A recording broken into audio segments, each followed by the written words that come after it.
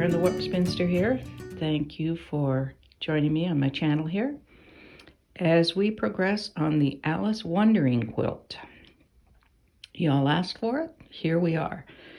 This is where we left off last time, and this time I would like to get some more pieces together, but first I need to show you how I changed my mind on the Procreate design.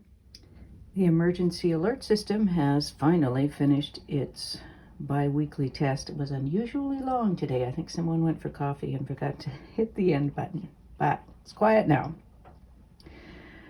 So this is the original thing that I showed you last time, but I have decided that I want to do this design, which has more black in it, but that helped to kind of settle it for me somehow. A better distribution of the black in it.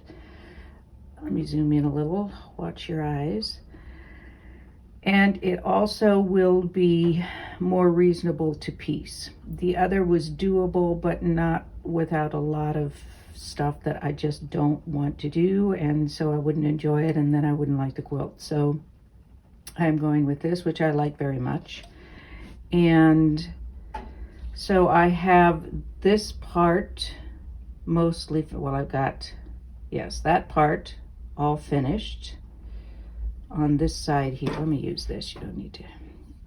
So this block is finished, except that I haven't finished out this piece here, that little applique piece. So I think the next piece that I want to do is down here, which involves adding in some more strips here, because I wanted to sort of carry that down and bring these pieces, unite these pieces a little more. And I wanted some wonkiness here, so that's going to be, have a curve over on that side.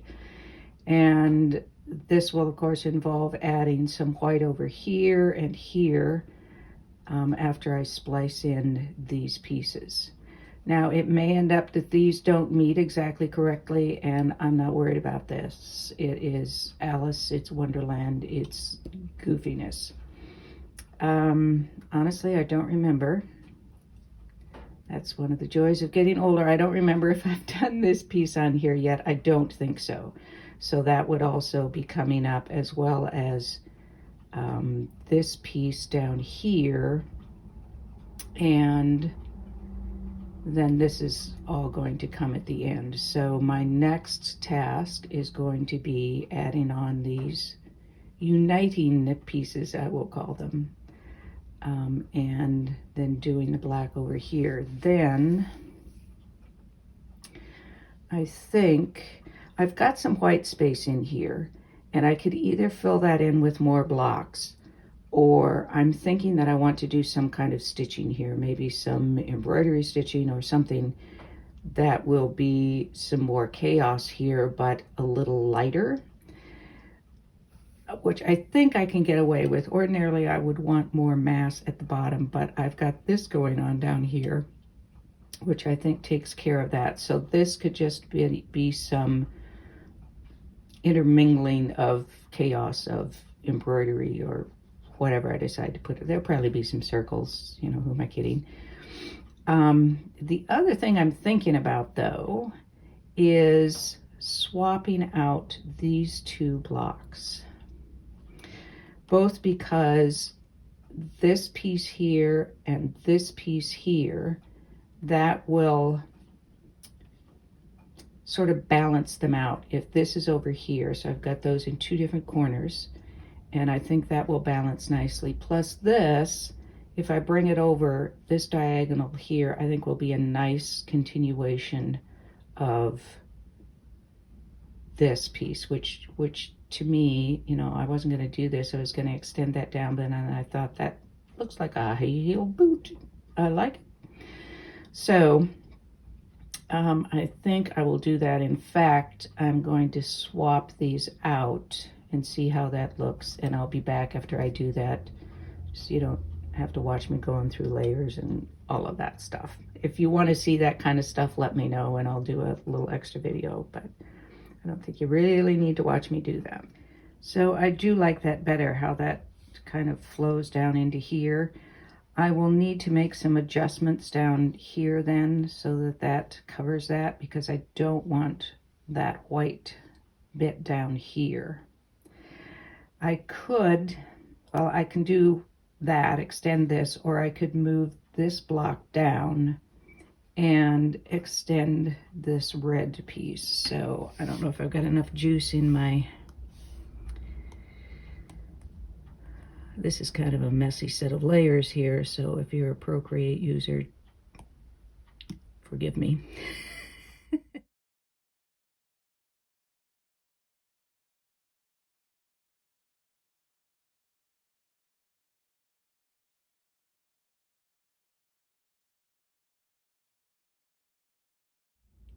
Okay, so that will be what we're aiming for right now. In 10 minutes, it may be something different. All right, so next up is to take care of this, which means first step is going to be add some white over here and put in these two strips. And I'm going to need to do that, want to do that in relation to these strips. So I'll take both blocks back here with me and put in those two strips, and then I can do this white over here with the, well, I'll put the curve on the block and then the white to match up with that, and then do this black piece coming down here. So that is up next. On to some joys of sort of improv piecing. I added on to this block, which is right here, so you can see that I've added this piece off to the side here, so I have to do something to compensate or mimic that on this block. I think what I might do is continue with this, which would be over here, so I'd be matching up basically this strip over here, but then have this, maybe I could either use this same print and mimic that curve here, or I could do sort of an opposition curve going this way. So I'm going to try that out in Procreate before I cut fabric, just because I've gotten myself into this, and we'll work through it and find the right solution. In the end, I have decided that I'm just going to do a black triangle here. I tried doing a stripe and continuing it down here, but that was so much stripe going on over here.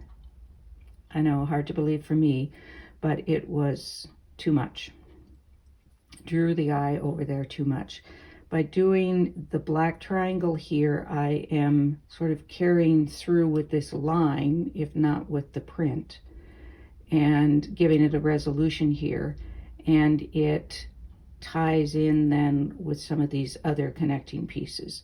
I tried making it longer like a curve, and then that was too much of this black and the curve. So this ties into all of this without being without drawing attention to itself over here. So this gives it a resolution that just, okay, I'm here, this is finished out, everything's good over on this side. So that is what I will do over here. So I'll have to add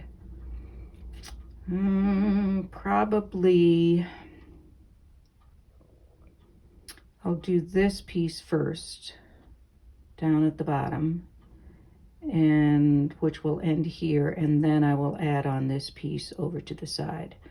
I'm also going to have to square up the top here a little bit. It's at quite an angle, so I want to kind of straighten that out a bit just for transition purposes there. You know, I could put something in here, but again, that's just going to draw too much. This is going to tie these two blocks together well enough, I think, that if I put anything in here, it's going to fragment those and this way they're going to look more like a single block. I have cut the piece, this white piece here, and because I want these to at least roughly match up from these two blocks, I have also marked the point where I want to insert a plain black strip here, and then I will come back after that is inserted and mark where I want the stripped extension to go.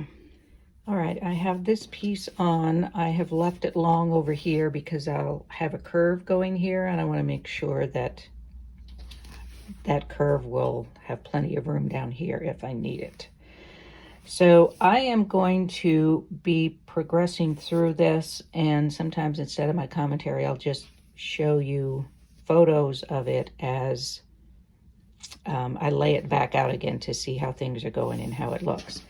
The next thing that I want to do, I have all of this business over here to do. For this part now that I'm working on, I'm first going to sew a curved strip onto this white piece, and then I will cut it to fit the curve of the block. And once I've got that established, then, nope, I want to put this in first, don't I? Yes, before I piece that in, because that should go underneath that. So I'm going to have to be thinking about how wide this strip is going to be so that I don't go crazy on this triangle. So that's my next bit, is to figure out how wide this strip should be, and I will proceed from there.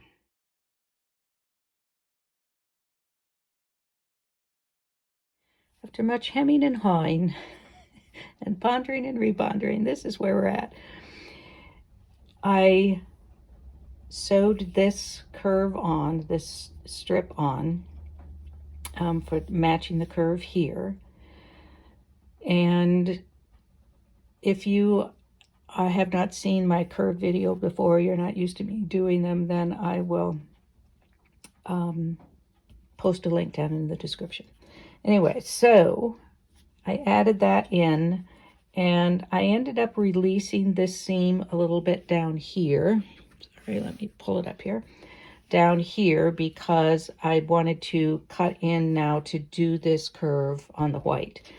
And I cut a strip that was approximately as wide as I needed, a little bit more actually, and inserted this triangle at the top of it, because that has to be included in the cut for the curve here. There isn't much of a curve there, but so now I am ready to sew this curve, and then we can, actually, I think we can sew this to the block above. I mean, I'll have to straighten some things out, but I think I can sew that up, trim it up, and then, no, I can't do the one above yet because there's a black sort of curve carved out there. So at any rate, I am going to sew this curve. This has seemed like a long haul for me. It probably hasn't been for you because you haven't heard the hemming and hawing, for which you should be very grateful, by the way. So I will sew this curve and then finish out this seam at the bottom. So once I get this curve sewed in, I can finish out that seam. And then I think we'll be finished with this particular block, pair of blocks. So there's our curve. I confess that before I finished this seam, I widened this seam so that this stripe was not running off to the side here. I didn't care if it matched up, although it ended up matching up. I just didn't want it over here. So at least now it's contained more within that curve. So I'll finish this. All right, I was checking for width here, and I cannot believe this happened. I did not plan this, I promise. If I had planned it, it would not have happened.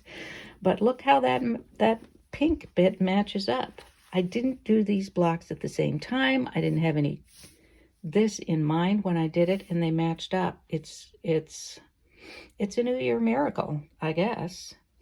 So now I've got just a little bit to trim over here, but not going to be a big deal. Yay, can't sew them yet because this is where that black curve goes, but so far we're doing okay on this. All right, I am going to, actually I will probably leave this a little wide just so I've got some leeway when I start putting everything together, but basically we've got that handled. And so that's probably going to be it for Alice today. Probably doesn't seem like much to you, but behind the scenes, I've been rethinking a lot. There is one thing else that I want to show you today, and then we'll call it a day. The other thing I've been exploring for the past couple of weeks is a quilt type known as Kawandi. Kawandi means quilt to the Siddi women, Siddhi, who were enslaved, are African women who were enslaved by the Portuguese and brought to Western India. So they have a couple of really strong textile traditions that they have drawn from.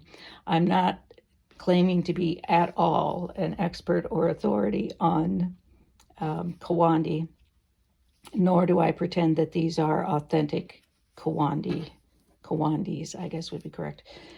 However, I am trying to do it in the spirit and sort of tradition of Kawandi, which are made from scraps, usually clothing scraps. These are scraps, although not clothing scraps. And it is constructed in the way that the Siddi women do it, which is from the outside in. So when you start, you choose whatever size backing you want, and you turn under the edges all the way around. I guess turn under. So if the backing is facing up, then you have turned the edges toward the top. Then you put on whatever you want as a batting or filler. As I understand it, they used, of course, sari silk a lot in theirs because that would be left over from their clothing. Then you take a scrap of fabric, and this is not planned ahead of time. This is just add as you go, and you turn under two edges. And you stitch that, and you just keep adding pieces and turning under edges as you need to, covering raw edges as you need to, and you just make your way around the outside of the quilt. Then you just keep doing usually parallel lines of stitching. Mine, I add in some curves and some other things because I'm just not as good as they are. And you just keep adding things in until you get to the center, which is called the belly. So it is a quilt as you go, actually. But they're very organic, I think, which is what I like about them. And of course, I like bright colors. And you see a little bit of a black and white stripe here. But I've added in some black and white along with the bright scraps that I have. This is probably, the stitching is probably, the lines are probably a little closer together than you might see on a Kawandi, a more authentic Kawandi, but I like the look of that. Works fine for a small piece, but I have now started a large piece, and I don't know that I'm going to be doing this close together. You do want to do it close enough together that you can't, stick a finger in here, because this isn't stitched along here, it's stitched across here. You don't want to be able to catch a finger in there. So mine can be a little wider. So I did a couple of small Kawandis because I wanted to test out some different materials for the batting or filler and the threads and the needle and all sorts of things. So this is the first one that I did. Started out as a 12-inch square, and it's, it pulls in quite a bit as you do the stitching, especially if it's closer together. And I started out with a pearl cotton, but it was just too difficult to get through. Now, this might be a typical thing that they would use, but it wasn't fun for me. It was too much work and too hard on my hands. So I then switched to a quilting cotton, which this is an Orifil 50 weight, I think, and found the right needle. I tried lots of different needles, found the right needle for me so that it was enjoyable. This is not the world's perfect stitching. I'm not going to pretend to be the greatest hand stitcher in the world, but it is very relaxing and fun to do, and it's nice and spontaneous, so you can pull out any piece you want. These are called tickly, that you fold under all the edges and put them on top. You can put in circles. I just think it's a lot of fun to do. It's not everybody's thing, but I think it's a lot of fun. Now on this one, this is the second one, and I wanted to try something different as a filler. I did do the stitching further apart. I don't like it as well, but I had to give it a try because as I'm doing the full-size one, which is going to be about 60 by 80, it's going to take a long time anyway. But if you use smaller pieces, which I am typically, on the ones I've seen anyway, the pieces are reasonably good sized, so that as you're coming across, you have to be sure that you catch the turned under fabric here. Don't judge me on my stitching. So if these don't line up, and I don't like them to line up like that, then, I did some curved stitching and some other things. So as I say, this is not your basic authentic Kawandi, but it's fun for me, and it's a nice exploration that I'm enjoying, and it's using up scraps. So if you make Kawandis, please let me know in the comments. I'd love to hear from you and what you have found. And as I say, I don't pretend to be doing it perfectly or authentically or even well at this point. But I would love to hear from any of you who have been doing it as well, any tips, tricks, whatever. I am using here a baby gauze, which I think is used for swaddling, and that has worked well. You could technically do it without any filler, I suppose, but it gives it a little bit of body without being as difficult to sew through, as this is 100% cotton batting. And ordinarily I like it, but I just found it difficult because you've got lots of bulk going on here. You've got turned under seams on top of turned under seams, and so that's a little harder to stitch through, but I'm finding this to be pretty enjoyable. I think on this one I'll go back in and put in a row in between the ones that I have here, because at least on smaller pieces, I can do it closer together, and I like that better. So I think I probably will do that. In the end, on this one, I did a little bit, rather than doing things closer together, since this was going to be hanging out without any stitching on it, because here's one row and here's the next row, I just added some stitches in across there. So it's a little definitely not authentic, but I don't claim to be authentic, but it is a fascinating way to do it. And if you're doing smaller pieces, you can easily carry them with you. My larger piece is a little bit cumbersome at this point. I'm not even around my first round yet, but I'm getting there. I'm about halfway there. It's a fun, relaxing thing for me to do while I'm watching a movie or listening to an audiobook or whatever. So if you have experience with Kawandi, let us know how they work for you and how you like to do them. That will be it for today for our explorations. Next week, if you guys aren't tired of the Alice quilts, I mean, at any point you can say enough already. We've heard enough of what's going on in your brain.